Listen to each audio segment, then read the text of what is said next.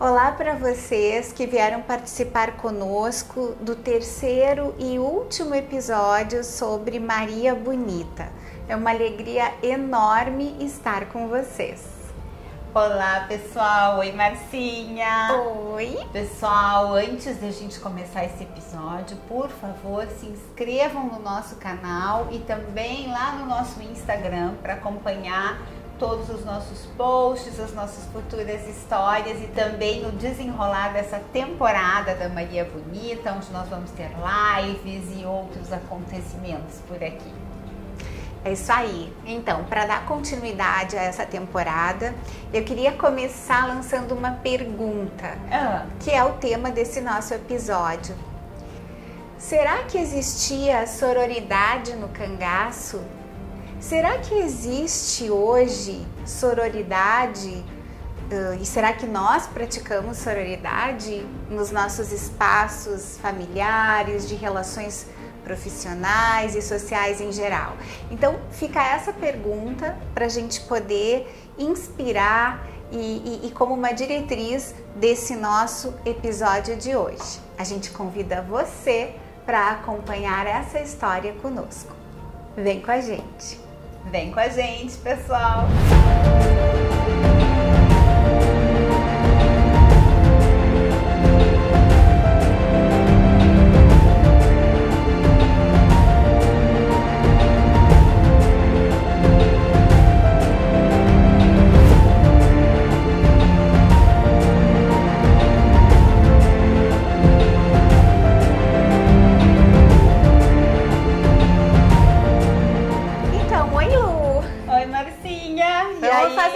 Com as nossas canecas.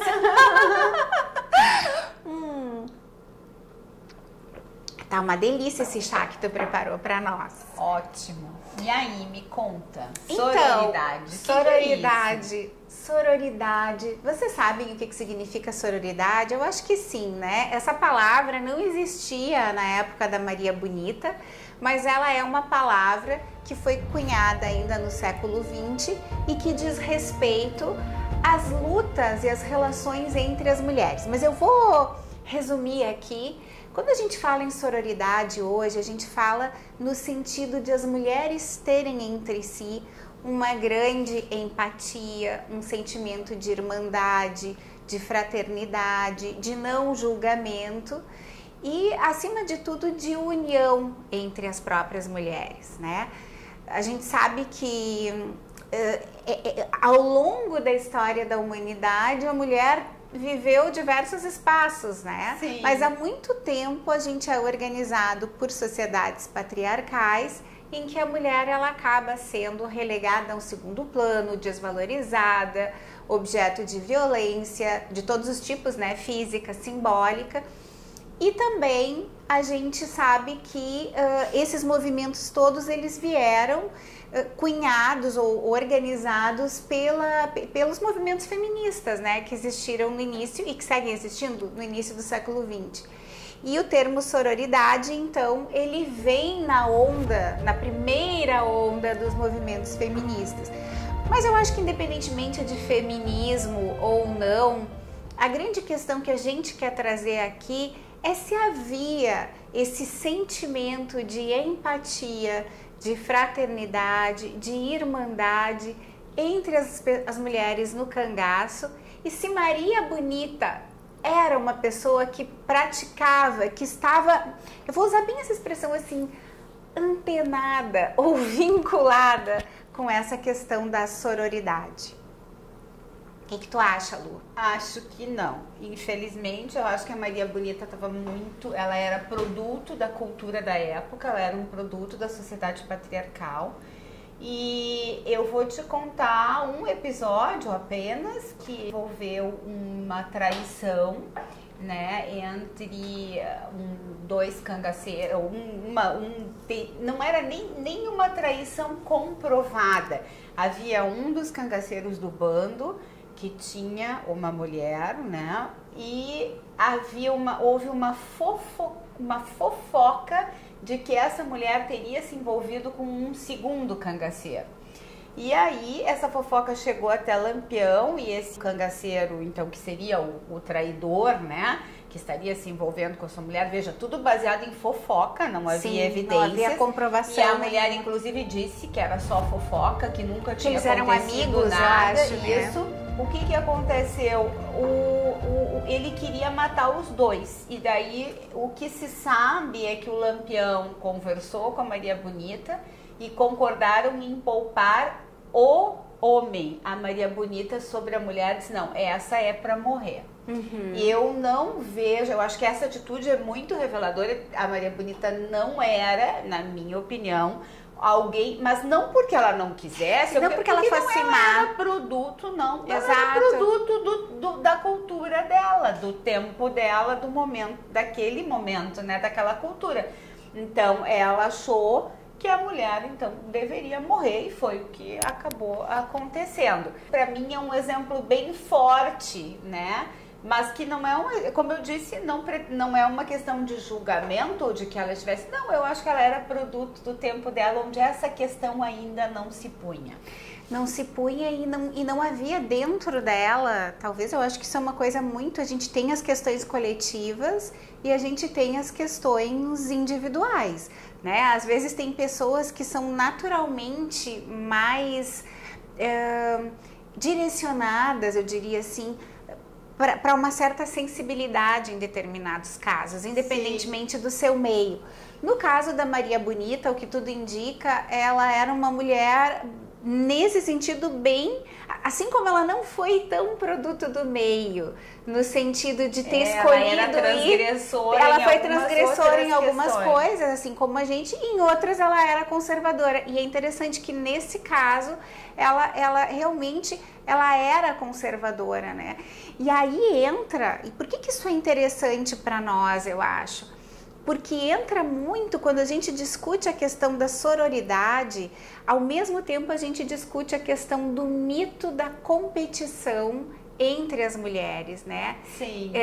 Como se nós mulheres... e isso é uma realidade, fôssemos criadas como frutos do nosso contexto para competirmos umas com as outras, né? E isso acontece, então, e é essa reflexão que eu acho que é interessante, porque quando a gente ouve, por exemplo, a Dadá, que era outra cangaceira, falando sobre Maria Bonita, a gente sabe que a Dadá não falava assim, né? A Dadá não gostava da Maria Bonita, exato. Mas aí eu acho que é uma coisa, a gente pode não gostar. Uma pessoa não bate com a outra, isso é muito interessante o que tu tá dizendo, porque o que a gente quer propor aqui é um justo equilíbrio.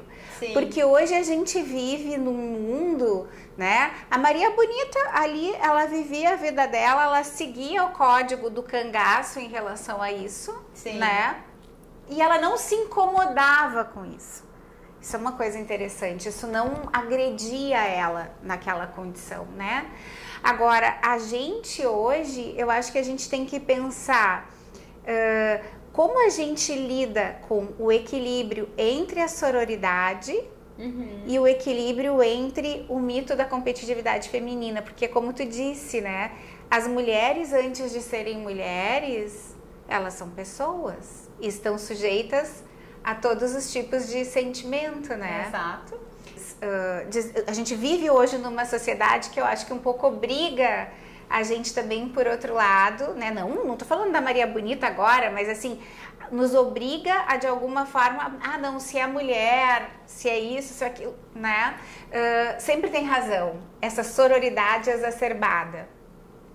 Talvez o que eu acho que exista hoje são posturas diante de determinadas situações que não são mais admissíveis. Então, hoje, por exemplo, se a gente, vamos supor, fosse defrontar com uma situação assim, não seria mais admissível ou aceitável que se dissesse a mulher é para morrer e o homem não, nenhum dos dois é para morrer, né? Mas vamos imaginar Então eu acho que quanto a isso, sim, eu acho que a gente pode falar de uma sororidade, né? Que é uma questão que é coletiva. Eu acho que é aí que se manifesta essa ideia da sororidade, que afeta coletivamente todas as mulheres. Quando a gente tem uma sociedade em que uma mulher que eventualmente foi adúltera vai ter que morrer e a pessoa não. Aquele mesmo exemplo que a gente discutiu no episódio passado, né? O homem de 80 anos casado com uma mocinha, a mocinha já é vítima, vai ter que sofrer um estupro coletivo. Então eu acho que nessas, claro que nós estamos falando, né, gente, de questões extremas, mas existem outras,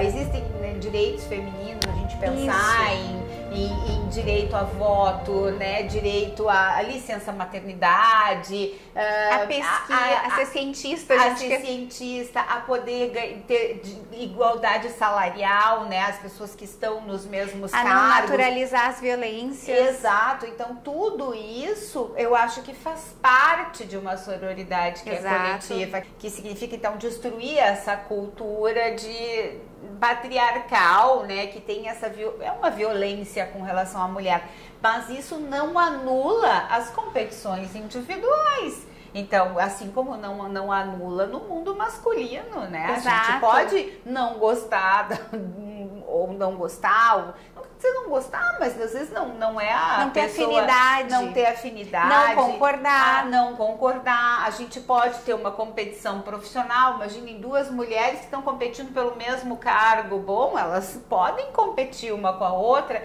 Eu acho que sim. Então, por isso, resumindo, me parece que essa ideia de sororidade, ela é uma ideia coletiva, né? E nessa eu acho ela importante.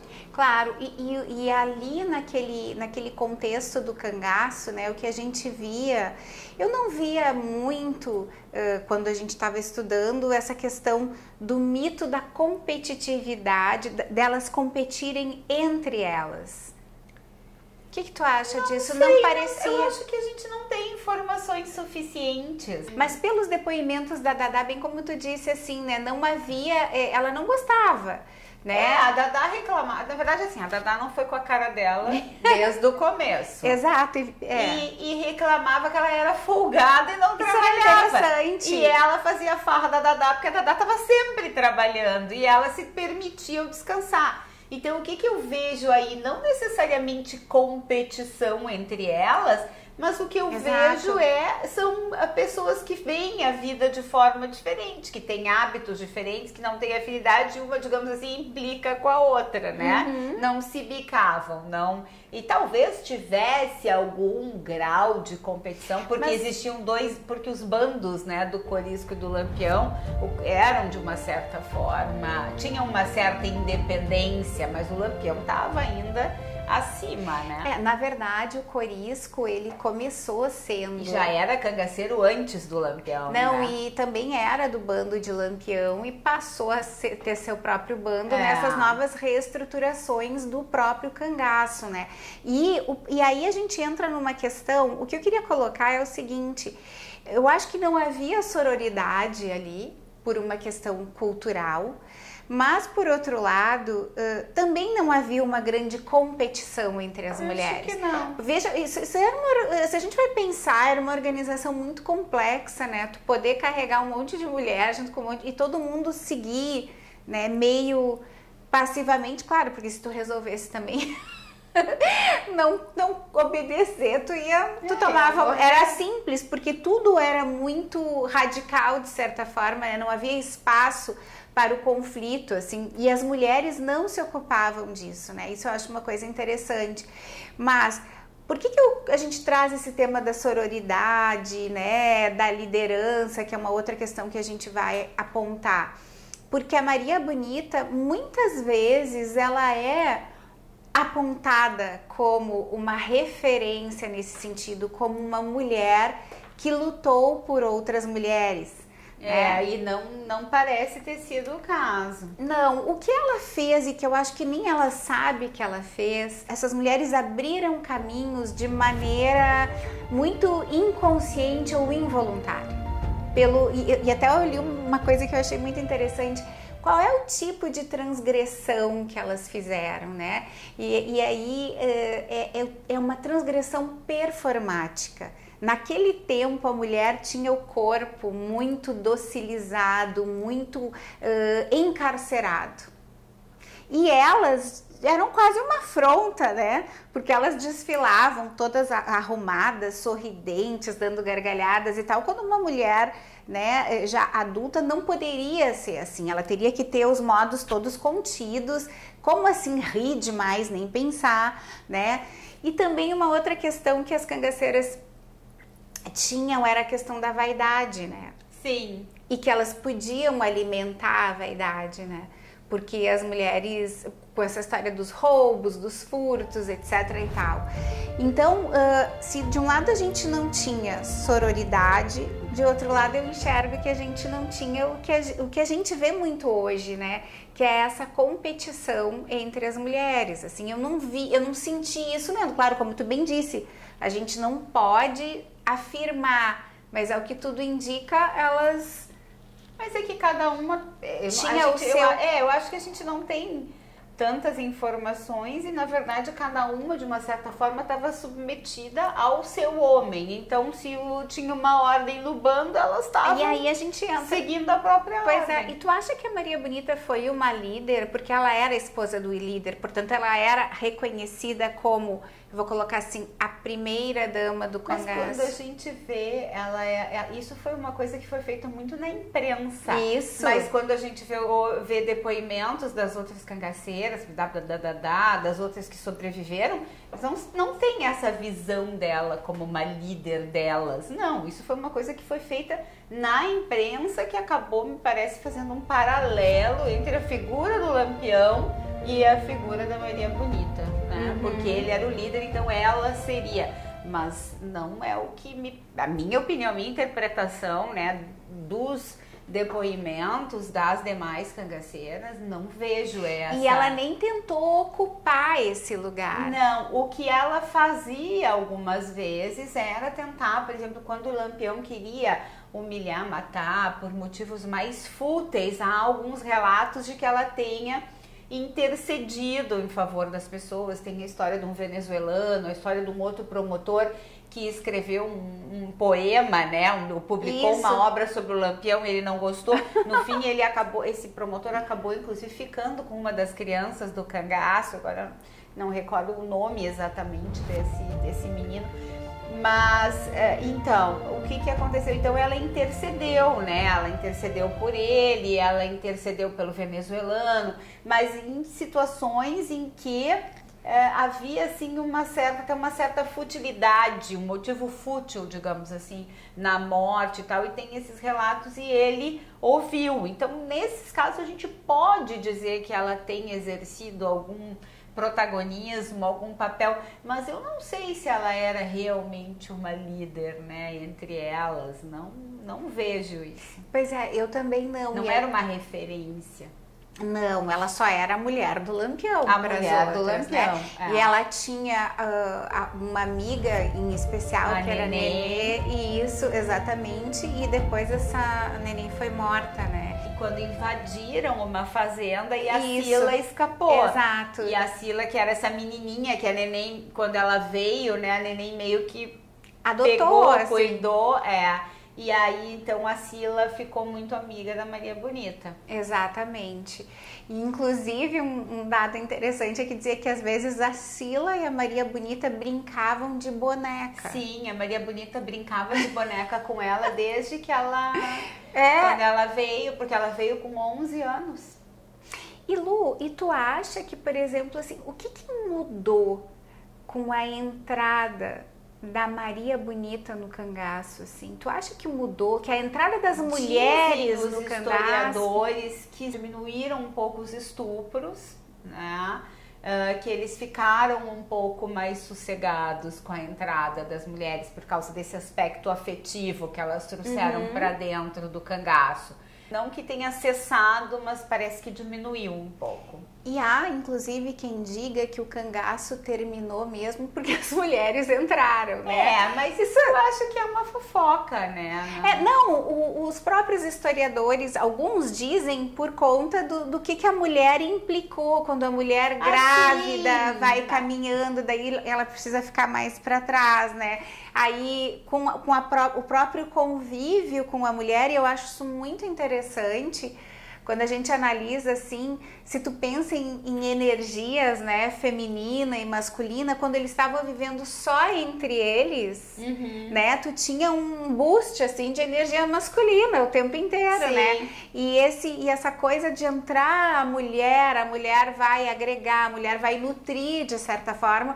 O papel da mulher, isso é interessante. Dentro do cangaço não foi lutar ao lado do homem, como muitas vezes isso é disseminado e falsamente disseminado, mas foi muito mais de providenciar uma nutrição afetivo-sexual, né? Eu diria assim, e de dar algum caráter assim, mais de, eu acho que a Dada até fala disso, né? Que virou uma grande, eu vou botar muitas aspas, uma família, ela até diz uma família de gente grande, né? Então, querendo ou não vamos entrar no jeito que essa família se organizava. Mas eles acabavam se afeiçoando entre si, né? Se apegando uns aos outros. Estabelecendo vínculos, claro. Né? Exatamente. Então, quando a gente ouve, né, falar da Maria Bonita, e aí, como é que surgiu esse nome Maria Bonita? Tem duas diferentes versões sobre o surgimento do nome Maria Bonita. Uma seria em alusão a um filme do Afrânio Peixoto, né? E uma delas seria de que teria sido utilizada já pela imprensa antes do assassinato. Mas, na verdade, depois os historiadores buscaram e não encontraram nenhum registro do uso desse nome.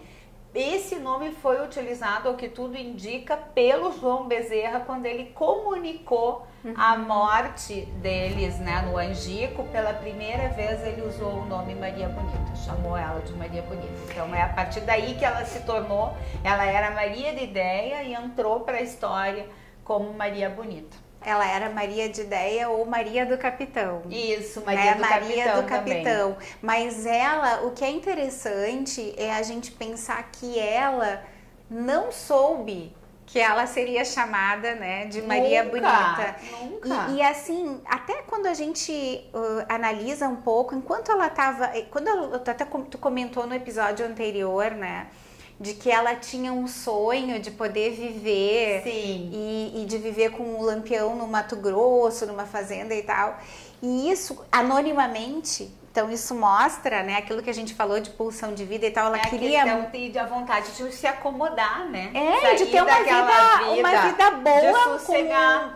Inclusive o próprio pai dela já tinha sugerido, conversado com o Lampião e sugerido que eles viessem para o sul, né? Mas o Lampião não resistiu e também... Ele ficava... Pelo que a gente vê, parece que ele dizia que estava pensando, que ia, né? Mas, tipo, não. Na véspera da morte, ali na véspera do acontecimento do Angico, conta a Sila que ela teria conversado com a Sila e teria dito que ela estava chateada com o Lampião, que ela estava incomodada por causa dessa resistência dele, que ela estava cansada dessa vida e ela estava... assim, chateada porque ela queria ir embora pro Mato Grosso, pegar a expedita, e ele tinha uma resistência e não estava tomando uma atitude. Exato, mas quando a gente fala disso, né, a gente vê que existia um mito, digamos, Maria Bonita, que foi criado após a morte dela, né? E a mulher que ela foi, né? E assim, esse mito, ele ensejou, digamos, inúmeros movimentos, sejam movimentos da moda, né? Movimentos dentro do estudo da sociologia brasileira, né? Inspirou movimentos sociais, é muito curioso. Eu acho que muito desse mito foi alimentado a partir daquele documentário, do filme que foi feito pelo Benjamin Abrão, que foi até... Era um sírio, né, que veio para o Brasil para escapar da Primeira Guerra Mundial. E aí ele que conseguiu o patrocínio da Bayer e da Zeiss para fazer fotografias e um filme documentário sobre o Lampião e ele conseguiu achá-los no cangaço. E aí fez fotos, são as fotos que tem hoje em dia, né? E a partir daí eu acho que a imprensa também começou a construir esse mito. E isso, claro, também acabou insuflando as volantes, né? Porque ficou uma coisa assim, como que esse jornalista vai lá e encontra o Lampião e vocês não conseguem. E vocês não conseguem matar, porque na verdade as volantes não queriam matar, né? Até então, tipo, não queriam. Havia um jogo de forças muito grande para evitar a morte do Lampião, né? E daí eles foram pressionados a tomar essa atitude. Depois do Lampião tá numa boa lá com o Benjamin filmando. Mas essa questão da Maria Bonita, então eu acho que a gente tem uma Maria da Deia, de Deia ou Maria do Capitão de um lado, né? Que é a Maria real, que é a Maria que fez as escolhas dela, é a Maria que a gente viu não praticou necessariamente sororidade, mas também não era uma mulher que parece que não ficava competindo com outras, ela era ciumenta, isso sim, né? Ficava de olho no marido dela, mas enfim, como todas nós, de alguma forma, tô brincando, né? Ciumento de quem gosta acaba tendo, às vezes, um pouquinho de ciúme, enfim. Mas o fato é que ela não era essa representação, a pessoa Maria Bonita parece que não era essa representação nem de líder e nem de uma mulher que ficasse ocupada na sua vida buscando, né, atender as causas de outras mulheres. Não. Né? Eu acho que isso não fazia nem parte... Nem sentido. Nem parte da cultura dela não tinha nem como enxergar isso. Exatamente. E aí eu fico me perguntando, né, e vem uma outra questão que eu acho, bom, que a gente consegue enxergar várias coisas que ela não conseguia, né, num contexto em que ainda eu vi dados de uma pesquisa do Data Senado desse ano ainda mostrando que todos os estados do país, tu tem 27, no mínimo 27% de mulheres em cada estado, uns pouco mais, um pouco menos, que sofreram violência. Altíssimo número. Exato. Então, né, isso é uma questão importante, eu digo, quando nós mulheres da contemporaneidade, a gente pode abrir os nossos olhos para essa questão da sororidade, bem como tu colocou, no aspecto da coletividade. Entendendo, né, eu acho que a gente tem que entender o que é a sororidade, o que é mito de competição entre as mulheres, eu acho que isso a gente também tem que combater, mas ao mesmo tempo a gente não tem que entrar naquele outro mito, que é o mito da mulher permanentemente piedosa. Né? O que eu quero dizer com isso? Não é que a gente tenha que ser impiedosas, né? Mas a gente também tem que compreender que, às vezes, homens e mulheres fazem coisas erradas, né? Não é porque a gente é mulher que a gente vai estar sempre certo, a gente tem que ter esse filtro. Por que a gente traz isso? Porque a gente às vezes sente que a gente vive num mundo muito sem essa reflexão em torno, né? É tudo muito fácil, você tem empatia, então você vai concordar com o que a mulher viveu, sei lá eu. O que eu quero dizer é que a gente sempre tem que poder tentar compreender o contexto das pessoas quando envolve uma situação de conflito. Eu acho que isso é muito importante, em vez de, né? Porque a gente vive hoje uma coisa assim, já tu nem sabe direito o que aconteceu e tu já tá lá julgando, exatamente. E a outra questão que eu acho interessante é a gente poder pensar, né? Como se cria um mito? Como é que se constrói um mito, né, Lu?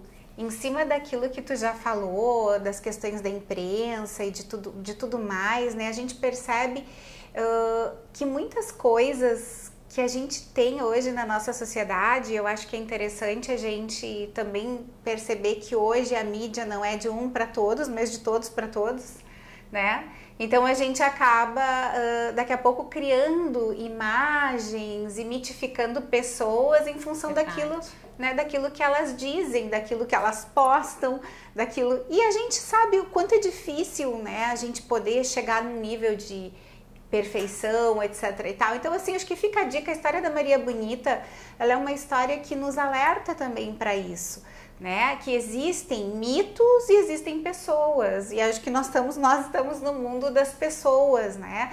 E cada pessoa traz em si, como a gente falou em outros episódios, né?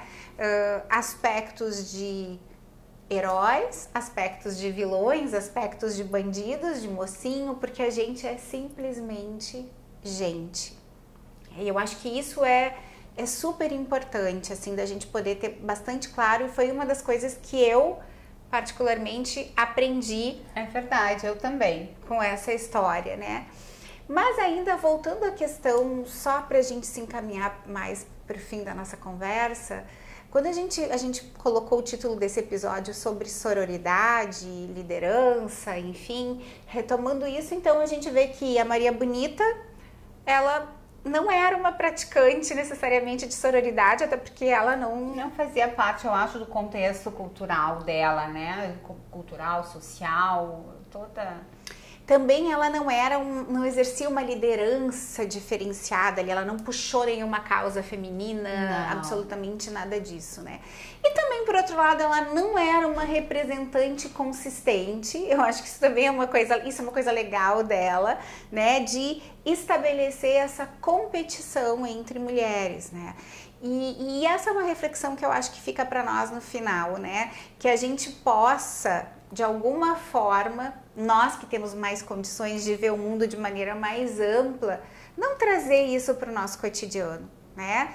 Competição entre mulheres, e eu tô falando de mulheres porque existem competições entre homens também, apenas o que muda é pelo que se compete, né? Mas eu acho que a gente tem que tentar trabalhar em direção a cada vez mais discutir ideias e não pessoas, né? Nesse sentido, não rotular pessoas e trabalhar em cima de ideias e poder, né, devagarinho entender que a luz do outro não apaga a nossa. É verdade. Né? É verdade. E eu acho que isso a Maria Bonita sabia fazer muito bem, porque isso a gente não vê nenhum registro dela falando, né? Na verdade, ela tava nem...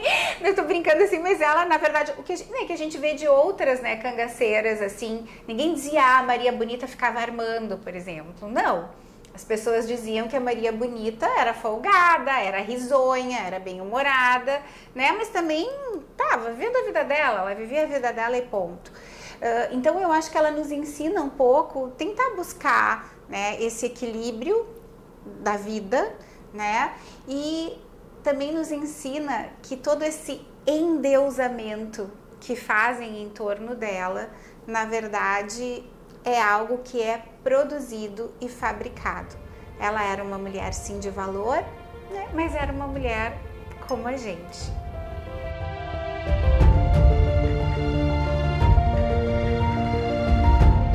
Marcinha, e num anel, o que a gente aprende com a Maria Bonita que hoje? cada hora eu ganho um anel diferente. Aliás, eu devia estar... Tem algum outro aí? Não. Tem algum, porque as cangaceiras só pra... Eles usavam vários, anéis, né? Em todos, né? Pra poder transportar, inclusive.